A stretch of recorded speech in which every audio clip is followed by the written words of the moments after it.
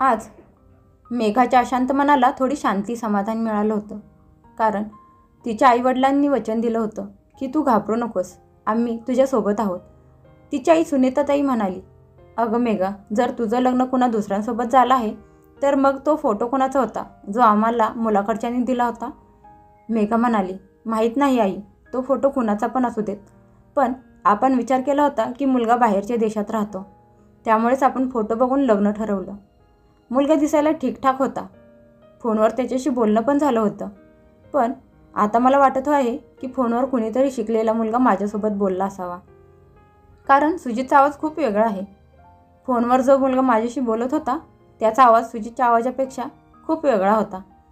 मेघाचे वडील म्हणाले, मेघा, तुझ्या सासरच्या लोकांनी चांगली अद्दल घडवायला पाहिजे. असं धोका देऊन लग्न थोडीच केलं जातं. त्यांनी दिलेल्या धोक्यामुळे आज आमच्या मुलीचं आयुष्य बर्बाद झालं आहे. असं म्हणत त्यांच्या डोळ्यातून पाणी आलं.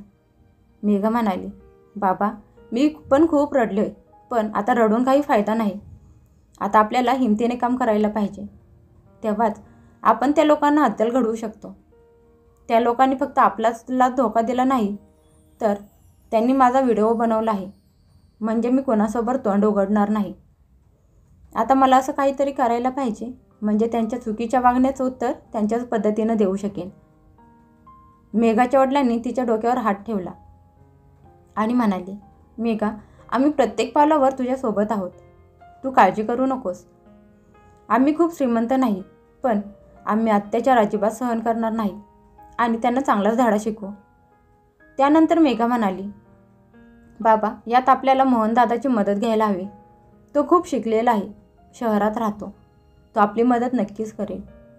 मेघाचे वडील म्हणाले, ठीक आहे मेघा, मी मोहनला फोन करून बोलवतो. तुझ्या लग्नासाठी तो गावी आला होता, त्यामुळे तो आत्ता गावातच असेल. मोहन तिच्या काकांचा मुलगा आहे आणि दोघांचं खूप छान जमतं. जेव्हा मोहन घरी आला तेव्हा मेघाने त्याला सगळं सांगितलं. तेव्हा मोहन रागाने लालबुंद झाला. तो म्हणाला, तू काळजी करू नकोस, त्यांच्याविरुद्ध पुरावे सगळे गोळा करूया, मी तुला मदत करेन. मोहनने हळूहळू तिला सगळा प्लॅन समजावून सांगितला. मोहन जसजसा तिला प्लॅन सांगत गेला तसं मेघाच्या चेहऱ्यावर हसू उमटलं आणि तिच्या चेहऱ्यावर आत्मविश्वास दिसायला लागला. संध्याकाळी तिचा नवरा तिला घेण्यासाठी तिच्या घरी आला. तिच्या नवऱ्याला बघून तिच्या आईवडिलांना धक्काच बसला, कारण तो त्यांच्या मुलीपेक्षा वयापेक्षा खूप मोठा होता. मेघा काही न बोलता हसत तिच्या माहेरहून सासरी नांदायला गेली. सुजितनं बघितलं की मेघाच्या माहेरचं सगळं वातावरण शांत आहे. त्याचे सासू सासरे पण काही बोलले नाहीत, म्हणजे त्याला असं वाटत होतं की त्याने केलेल्या गुन्ह्यातून तो वाचला आहे आणि तो जिंकला आहे. आणि विचार करायला लागला की मेघा आपल्या जाळ्यात अडकली आहे आणि आता ती कुणाला काही सांगणार नाही. तो तिला घेऊन घरी आला. रात्री मेघाने तिच्या नवऱ्याला दुधात झोपेची गोळी घालून दिली, त्यामुळे तो लवकर झोपला. त्यामुळे आज मेघावर तो अत्याचार करू शकला नाही, तिला मारहाण करू शकला नाही. मेघा आता दुसऱ्या दिवसाची सकाळची वाट बघत होती. दुसऱ्या दिवशी सकाळी ती किचनमध्ये काम करत होती. तेवढ्यात तिची सासू किचनमध्ये आली आणि रागात म्हणाली, मेघा, तू आज माझ्या पाया पडायला माझ्या खोलीत का आली नाहीस?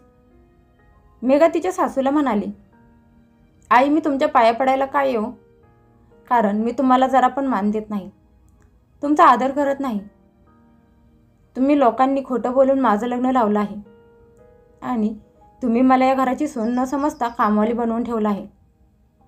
काल तुम्ही मला दुपारपर्यंत जेवायला दिलं नव्हतं, मी काय उपाशी राहून सगळं काम करायचं का? तिच्या सासूने जोरात तिच्या कानाखाली वाजवली आणि म्हणाली, बेअक्कल मूर्ख, 2 दिवस पण झाले नाहीत लग्नाला आणि मला तोंडवर करून उत्तर देतेस? हो, आम्ही खोटं बोलून तुम्हाला धोका देऊन तुझं लग्न लावून दिलं. बोल, काय वाकडं करणार आहेस तू आमचं? जर तू कोणा दुसऱ्यासमोर तोंड उघडलंस तर तुझा व्हिडिओ सगळ्यांना दाखवीन. तू फक्त माझ्यासोबतच वाद घालू शकतेस, कुणाला काही सांगू शकत नाहीस. गेली होतीस ना तुझ्या माहेरी, काय झालं? का नाही सांगितलंस तुझ्या आईबापाला? जर तू त्यांना काही सांगितलं असतंस तर त्यांनी तुला समजावून त्यांची आबरू जाऊ नये म्हणून तुला परत माघारी इथे आणून आमच्या घरी फेकून दिली असती.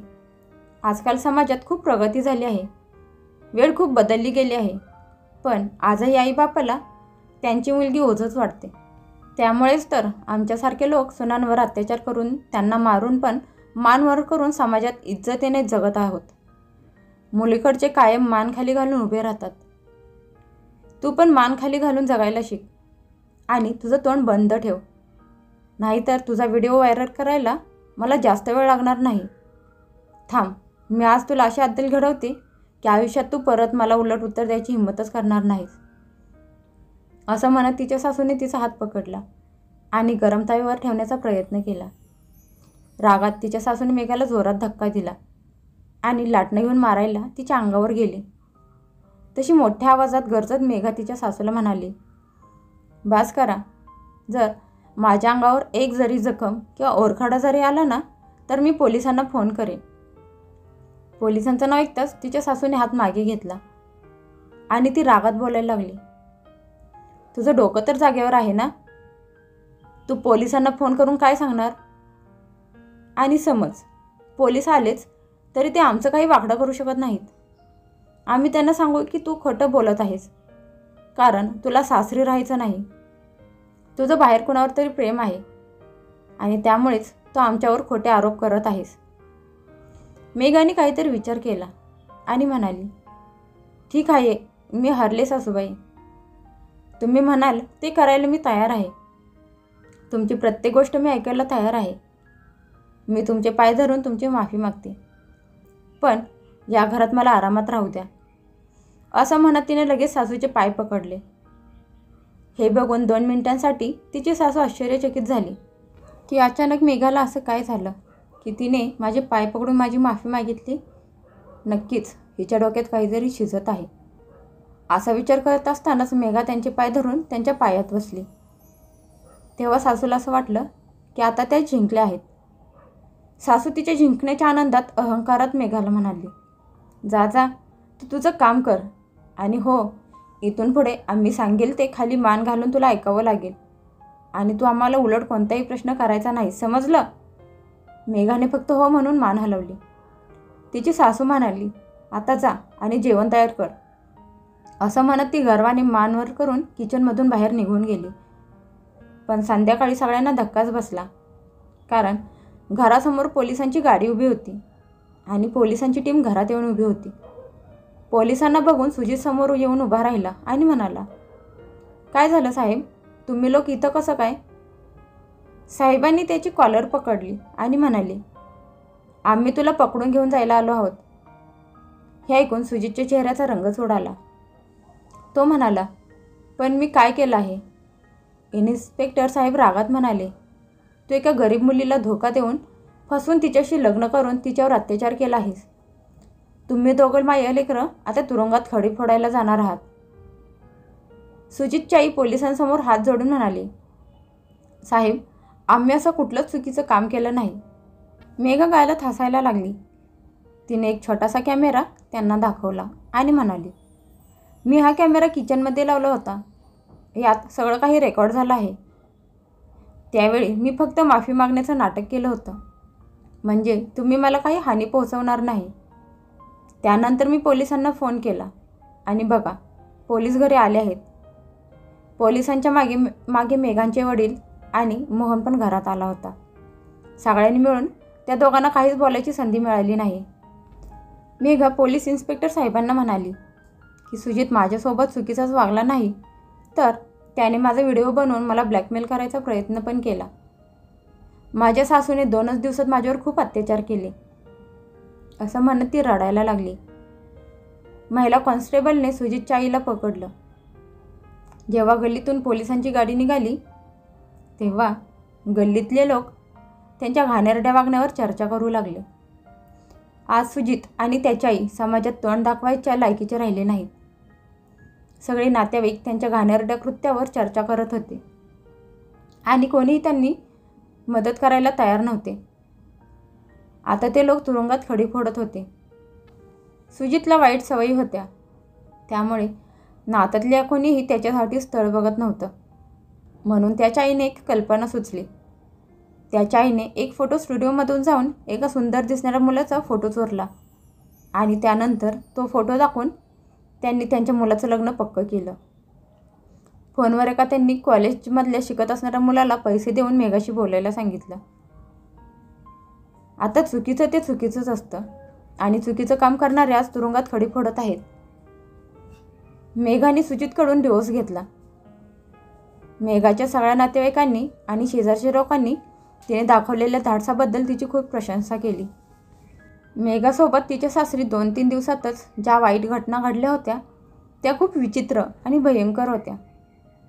त्यामुळे मेघाने पण त्या घटनांना तिच्या लग्नाला वाईट स्वप्न समजून विसरून जाण्याचं ठरवलं. आता तिला स्वतःच्या मेहनतीने काहीतरी करून दाखवायचं होतं. म्हणून मग तिने शाळेत शिक्षक म्हणून मुलांना शिकवायला सुरुवात केली. तसंही सगळीकडे तिच्याच धाडसाची चर्चा सुरू होत्या. त्यामुळे तिला सहज नोकरी मिळाली. 3 वर्ष मेघाने त्या शाळेत मुलांना शिकवलं. मग त्या शाळेत मुलांना शिकवायला एक शिक्षक आले. त्यांचं नाव राजन होतं.